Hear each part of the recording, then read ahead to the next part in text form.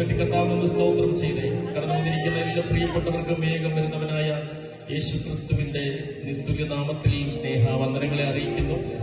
Hallelujah. ദൈവസന്നിധിയിലായിരിക്കുന്ന എല്ലാ ദൈവദാസന്മാര്, ദൈവജനം, hallelujah സ്തോത്രം. യെശയ്യാ പ്രവാചകന്റെ പുസ്തകം 47-ാമത്തെ അധ്യായം അതിന്റെ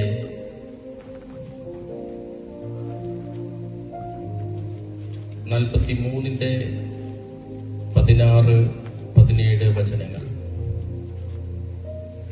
18-19 വചനങ്ങൾ. സോറി, മുമ്പുള്ളവയെ നിങ്ങൾ ഓർക്കണ്ട, പണ്ടുള്ളവയെ നിരൂപിക്കുകയും വേണ്ട. ഇതാ ഞാൻ പുതുതായി ഒന്ന് ചെയ്യുന്നു, അതിപ്പോൾ ഉത്ഭവിക്കും, നിങ്ങൾ അതറിയുന്നില്ലയോ? അതെ, ഞാൻ മരുഭൂമിയിൽ ഒരു വഴിയും നിർജ്ജന പ്രദേശത്ത് നദികളും ഉണ്ടാക്കും. Praise lord. എന്റെ പേര്, എന്റെ സാക്ഷ്യം ഒരു മിനിറ്റിൽ ഞാനൊന്ന് പറയാം. എന്നെ ഇതുവരെ കേട്ടിട്ടില്ലാത്തവർ, എന്റെ പേര് ബിനു കൃഷ്ണൻ എന്നാണ്. ഞങ്ങളൊരു ഹൈന്ദവ നായർ കുടുംബത്തിലാണ് ജനിച്ചു വളർത്തപ്പെട്ടത്. പ്രധാനപ്പെട്ട 70 കുടുംബക്കാരും 3 കുടുംബക്ഷേത്രങ്ങളും ഉണ്ടായിരുന്ന ഒരു പശ്ചാത്തലത്തിൽ നിന്നാണ് കർത്താവായ യേശു ക്രിസ്തുവിനെ അറിയുവാൻ സ്വർഗത്തിലെ ദൈവം കൃപ ചെയ്തത്. എന്റെ പിതാവ് ഒരു പട്ടാളക്കാരനായിരുന്നു. അദ്ദേഹം സർവീസിൽ നിന്ന് റിട്ടയർഡ് ചെയ്തു വരുമ്പോൾ ഞങ്ങളുടെ കുടുംബത്തിലെല്ലാം സമൃദ്ധമായ ഒരു അന്തരീക്ഷമായിരുന്നു. ബാങ്ക് ബാലൻസും വസ്തുക്കളും വയലും ഒക്കെ ഉണ്ടായിരുന്ന, 4-5 പശുക്കളൊക്കെ ഉണ്ടായിരുന്ന ഒരു നല്ല അനുഭവത്തിൽ ആയിരുന്നു ഞങ്ങൾ ജീവിച്ചുകൊണ്ടിരുന്നത്. പെട്ടെന്ന് പുതിയ ഭവനം പണിയാൻ തുടങ്ങി. അതോടുകൂടെ ഞങ്ങളുടെ കുടുംബത്തിൽ പ്രശ്നങ്ങൾ ആരംഭിച്ചു, സമാധാനം നഷ്ടപ്പെട്ടു. ചുരുക്കി പറഞ്ഞാൽ എന്റെ പിതാവ് ആ പ്രശ്നങ്ങളുടെ അവസാനമായിട്ട് ഒരു മാനസിക രോഗിയായിട്ട് മാറ്റപ്പെടുവാൻ തക്കവണ്ണം ഇടയായിത്തീർന്നു. ഒത്തിരി കർമ്മങ്ങളും അനുഷ്ഠാനങ്ങളും ഒക്കെ ചെയ്തു, ട്രീറ്റ്മെന്റുകൾ നടത്തി, സ്തോത്രം, നേർച്ച കാഴ്ചകൾ ചെയ്തു. പക്ഷേ സൗഖ്യം കിട്ടിയില്ല. സ്തോത്രം. ഒത്തിരി താന്ത്രിക വിധി പ്രകാരം ഒത്തിരി കർമ്മങ്ങളൊക്കെ ചെയ്തു. സുദർശന ഹോമം ഞങ്ങളുടെ വീട്ടിൽ നടത്തി. പക്ഷെ സൗഖ്യം കിട്ടിയില്ല. അങ്ങനെ ഇരിക്കുമ്പോഴാണ് എന്റെ ഒരു അങ്കിള് സുധീർ കുറുപ്പ് എന്ന് പറയും, അദ്ദേഹം ജോലി തേടി പഞ്ചാബിലേക്ക് പോയത്. ചുരുക്കി പറയട്ടെ, അവിടെ ഉണ്ടായ ജീവിതാനുഭവം അദ്ദേഹത്തെ യേശു ക്രിസ്തുവിലേക്ക് നടത്തി. ഒരു അത്ഭുത രോഗസൗഖ്യം തനിക്ക് സംഭവിച്ചു.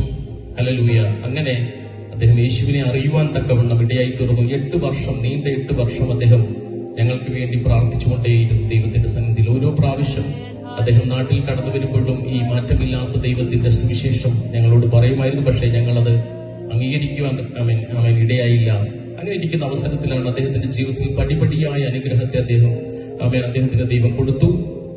കേവലം 400 രൂപ ശമ്പളത്തിൽ 92-ൽ ജോലി തുടങ്ങിയ അദ്ദേഹത്തിന് സ്തോത്രം പടിപടിയായ അനുഗ്രഹങ്ങളെ കൊടുത്ത് ദൈവം മാനിക്കുവാൻ തക്കവണ്ണം ഇടയായിരുന്നു. 2000-ൽ അദ്ദേഹത്തിന് ബഹറിൽ വെച്ച് ജോലി നഷ്ടപ്പെട്ട് നാട്ടിൽ വന്ന് അദ്ദേഹം ദൈവത്തിന്റെ സന്നിധിയിൽ 21 ദിവസം ഉപവസിച്ചു. 21-ാമത്തെ ദിവസം ദൈവത്തിന്റെ പരിശുദ്ധാത്മാവിന്റെ ശബ്ദം അദ്ദേഹം കേട്ടു. ഞാൻ നിന്റെ കുടുംബത്തെ നിന്റെ കരങ്ങളിൽ തന്നിരിക്കുന്നു എന്നൊരു ദൈവശബ്ദം അദ്ദേഹം കേട്ടു.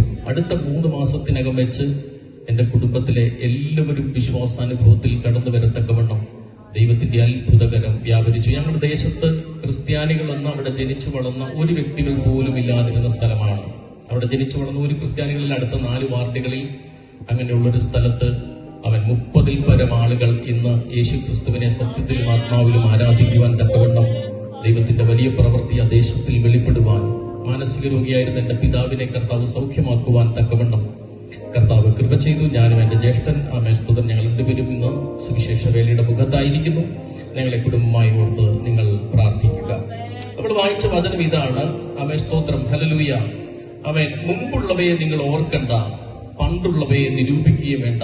ഇതാ ഞാൻ പുതുതായൊന്ന് ചെയ്യുന്നു, അതിപ്പോൾ ഉത്ഭവിക്കും, നിങ്ങൾ അത് അറിയുന്നില്ലയോ? അത് ഞാൻ മരുഭൂമിയിൽ വഴിയും നിർജ്ജന പ്രദേശത്ത് നദികളും ഉണ്ടാക്കും. ഹല്ലേലൂയ. ഞാൻ ഈ വചനത്തിന്റെ അടിസ്ഥാനത്തിൽ ഇവിടെ നിന്ന് പ്രാർത്ഥിക്കുമ്പോൾ എന്റെ ഹൃദയത്തിലേക്ക് വന്ന വചനമാണ്. ഞാൻ വിശ്വസിക്കുകയാണ് കർത്താവ് പുതുതായ ചില കാര്യങ്ങളെ, പുതിയ ചില തുടക്കങ്ങളെ സ്വർഗം നമ്മുടെ നടുവിൽ ചെയ്യാൻ വേണ്ടി പോകുകയാണ്. നമ്മുടെ കുടുംബത്തിനകത്ത് ആത്മീയ മണ്ഡലത്തിൽ ഇന്ന് പകൽ ചില പുതിയ തുടക്കങ്ങളെ കർത്താവ് ചെയ്യാൻ വേണ്ടി പോകുകയാണെന്ന് ഇന്ന് പകൽ വിശ്വസിക്കുന്നവർക്കായിട്ട് ഞാൻ ദൈവത്തിന് സ്തോത്രം ചെയ്യും. എത്ര പേർക്ക് അത് വിശ്വസിക്കാൻ കഴിയും? ആ കരങ്ങളെ ഒന്ന് അടിച്ച് ദൈവത്തിനൊന്ന് മഹത്വം കൊടുക്കാമോ? പുതിയ ചില കാര്യങ്ങളെ കർത്താവ് പറയുക. പണ്ടുള്ളതിനെ നിങ്ങൾ ഓർക്കണ്ട, പണ്ടുള്ള പരാജയത്തെ നിങ്ങൾ ഓർക്കണ്ട. പണ്ടുള്ള ആ ജീവിത അനുഭവങ്ങളെ നിങ്ങൾ ഓർക്കണ്ട. ഇതാ ഞാൻ പുതുതായൊന്ന് ചെയ്യാൻ വേണ്ടി പോകുകയാണെന്ന് ഇന്ന് പകൽ വിശ്വസിക്കുന്ന പ്രിയപ്പെട്ടവർക്കായിട്ട് ഞാൻ ദൈവത്തിന് സ്തോത്രം ചെയ്യുകയാണ്. ഒരുപക്ഷെ നിങ്ങളുടെ ജീവിതത്തിൽ ഒരുപാട് പരാജയങ്ങൾ കണ്ടൊരു വ്യക്തിയായിരിക്കാം, ഒരുപാട് തകർച്ചകൾ കണ്ടൊരു വ്യക്തിയായിരിക്കാം നിങ്ങൾ. പക്ഷേ ഇന്ന് പകൽ ഈ വചനത്തിന്റെ ശക്തി നിങ്ങളെ തൊടാൻ വേണ്ടി പോകുകയാ. ഈ വചനത്തിന്റെ ശക്തി നിങ്ങളുടെ കുടുംബത്തെ തൊടാൻ വേണ്ടി പോകുകയാ. ഈ വചനത്തിന്റെ ശക്തി ദേശത്തെ തൊടാൻ വേണ്ടി പോകുകയാ. ചില പുതിയ കാര്യങ്ങളെ കർത്താവ് ഈ ദേശത്തിൽ, ഈ സഭയ്ക്കകത്ത് ചെയ്യാൻ വേണ്ടി പോകുകയാണെന്ന് ഇന്ന് പകൽ വിശ്വസിക്കുന്നവർക്കായിട്ട് ഞാൻ ദൈവത്തിന് സ്തോത്രം ചെയ്യുകയാ. കർത്താവ് പറയുക, ഞാൻ മരുഭൂമിയിൽ ഒരു വഴിയും നിർജ്ജന പ്രദേശത്തും നദികളെയും ഉത്ഭവിപ്പിക്കും എന്ന് ദൈവത്തിന്റെ വചനത്തിൽ പറയുകയാണ്. ഹല്ലേലൂയ. നിങ്ങൾ ചിന്തിച്ചിട്ടുണ്ടോ? മരുഭൂമിയിൽ വഴി, ഒരു കാറ്റടിച്ചാൽ പിന്നെ വഴി എങ്ങോട്ട് പോയെന്ന് അറിയത്തില്ല. അവൻ അങ്ങനത്തെ സ്ഥലമാണ് മരുഭൂമി. ഹല്ലേലൂയ. മരുഭൂമിയിൽ ഒരാൾ പെട്ടുപോയാൽ വഴി ഏതാണെന്ന് അറിയാതെ, ഹല്ലേലൂയ, ഒരു പക്ഷേ അവൻ ഒത്തിരി വാർത്തകൾ അവൻ സൗദി അറേബ്യയിലൊക്കെ ആയിരുന്നു, ഞങ്ങൾ കേട്ടിട്ടുണ്ട്, അവിടെ കിടന്ന് മരിച്ചു പോകും. പക്ഷേ ദൈവം പറയുക, ഞാൻ മരുഭൂമിയിൽ ഒരു വഴിയെ ഉളവാക്കുവാൻ ശക്തിയുള്ള ദൈവമാണ്. ഇന്ന് പകൽ നീ വഴി ഏതാണെന്ന് അറിയാതെ കാമസ്തോത്രം നിൽക്കുന്ന ഒരു അനുഭവമാണെങ്കിൽ സ്വർഗത്തിലെ ദൈവം നിന്റെ ജീവിതത്തിൽ പുതിയ ചില വഴികളെ തുറന്ന് നിന്നെ അനുഗ്രഹിപ്പാൻ മതിയായ ദൈവമാണെന്ന് ഇന്ന് പകൽ വിശ്വസിക്കുന്നവർക്കായി സ്തോത്രം ചെയ്യുകയാ. നിർജ്ജന പ്രദേശത്ത് നദികളെ അവൻ ഉത്ഭവിപ്പിക്കും. ഒരു സാധ്യതയുമില്ലാത്ത മേഖലകളിൽ ദൈവം ചില നദികളെ ഉത്ഭവിപ്പിക്കാൻ ശക്തിയുള്ളവൻ എത്രയെന്ന് ഇന്ന് പകൽ വിശ്വസിക്കുന്ന പ്രിയപ്പെട്ടവർക്കായിട്ട് ഞാൻ ദൈവത്തിന് സ്തോത്രം ചെയ്യുകയാ. എത്ര പേരത് വിശ്വസിക്കുന്നുണ്ട്? Hallelujah, hallelujah. ദൈവത്തിന്റെ വചനത്തിൽ പറയുന്നു, നമ്മൾ ഒരു പുതിയ സൃഷ്ടിയാണ്. ബൈബിൾ പറയുന്നു, ഒരുവൻ ക്രിസ്തുവിലായാൽ അവൻ പുതിയ സൃഷ്ടിയാണ്, പഴയത് കഴിഞ്ഞുപോയി എന്ന് പറഞ്ഞാൽ പഴയ ഒന്നിനെ പുതുതാക്കി ദൈവം മാറ്റുകയല്ല, സകലതും പുതുതായ ബ്രാൻഡ്ന്യൂവായ ഒരു പുതിയ സൃഷ്ടിയായിട്ടാണ് ശരിക്കും നമ്മളെ ദൈവം മാറ്റിയിരിക്കുന്നത്.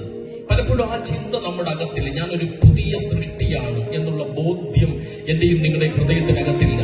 ഹല്ലേലൂയ. നിങ്ങൾക്കൊരു വചനം വായിക്കാം. എഫെസ്യ ലേഖനം അതിന്റെ 4-ാമത്തെ അധ്യായത്തിൽ ഒരു വചനം ഒന്ന് വായിച്ചേ.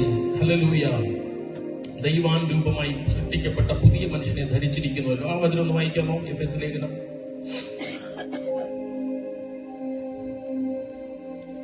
അതിന്റെ 4-ാം അധ്യായം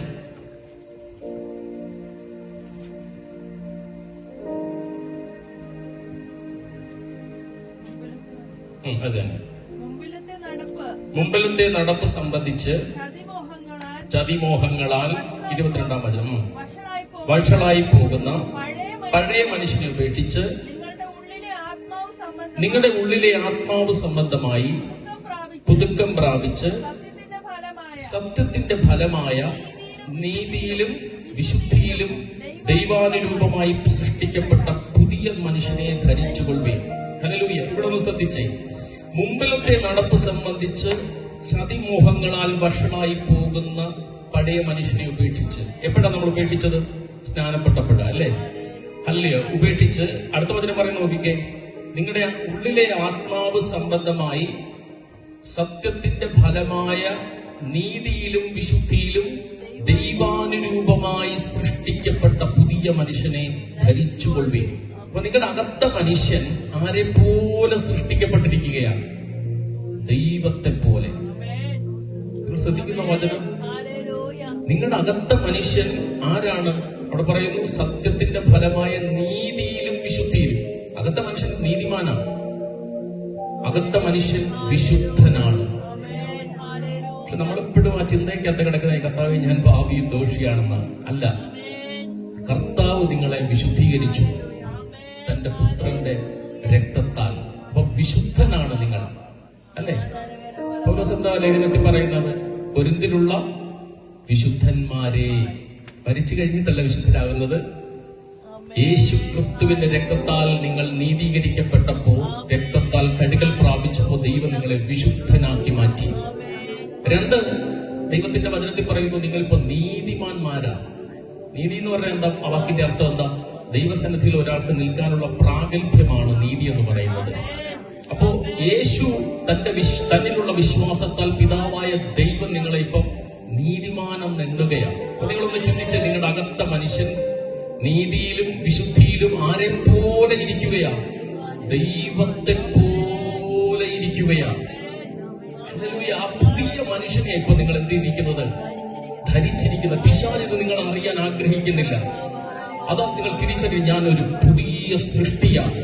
കർത്താവ് പറയാ, സകലതും ആ നേച്ചർ, ബിനുവിന്റെ പഴയ നേച്ചർ മുഴുവൻ കഴിഞ്ഞുപോയി. ഞാൻ പഴയ ജഡിക മനുഷ്യനല്ല, ഞാനൊരു പുതിയ സൃഷ്ടിയാ. എന്നെ തടയുവാൻ ഒരു അന്ധകാര ശക്തിക്ക് കഴിയത്തില്ല. എന്റെ അകത്ത് ദൈവം ഇട്ടിരിക്കുന്നത് അനന്തമായ സാധ്യതയാണെന്ന് ഇന്ന് പകൽ തിരിച്ചറിയുന്നവർക്കായിട്ട് ഞാൻ ദൈവത്തിന് സ്തോത്രം ചെയ്യുകയാ. ഈ പുതിയ മനുഷ്യന്റെ അകത്തുനിന്ന് ദൈവദാസൻ മുമ്പേ പറഞ്ഞതുപോലെ ജീവജലത്തിന്റെ നദികൾ ഒഴുകുന്നത്. കർത്താവ് പറഞ്ഞു, വിശ്വസിക്കുന്നവന്റെ ഉള്ളിൽ നിന്നും തിരിവെടുത്ത് പറയുന്നത് പോലെ ജീവജലത്തിന്റെ നദികൾ ഒഴുകും. ജീവജലത്തിന്റെ നദികൾ ഒഴുകും.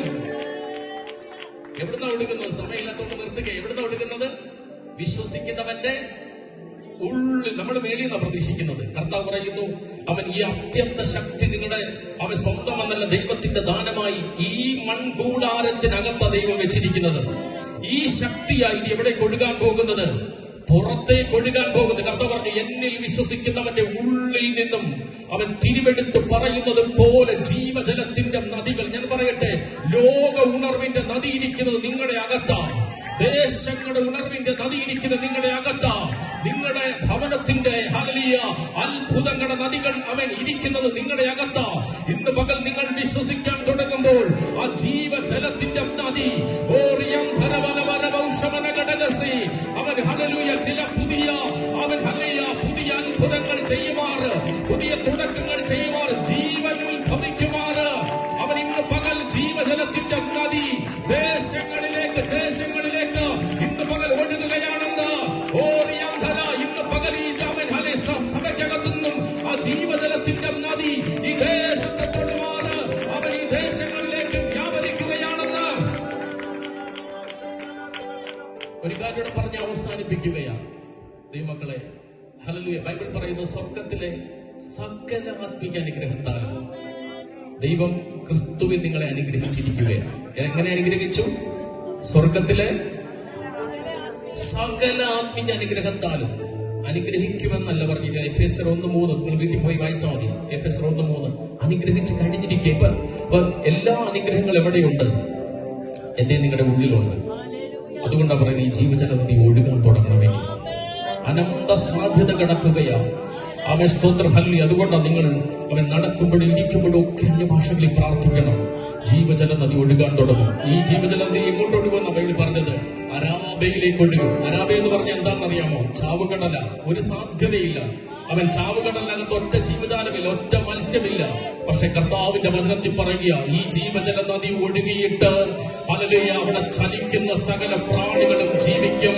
ഹല്ലേലൂയ, തീർന്നില്ല. ഒരു മഹാസമുദ്രത്തിലെ ഇന്ന് പകൽ ഈ സഭയോടുള്ള ബന്ധത്തിൽ നിങ്ങൾ ഏറ്റെടുക്കാമെങ്കിൽ, വിശ്വസിക്കാമെങ്കിൽ ഏറ്റെടുക്കുക. ഒരു മഹാസമുദ്രത്തിലെ മത്സ്യം പോലെ അനവധിയായ മത്സ്യങ്ങൾ ഈ നദി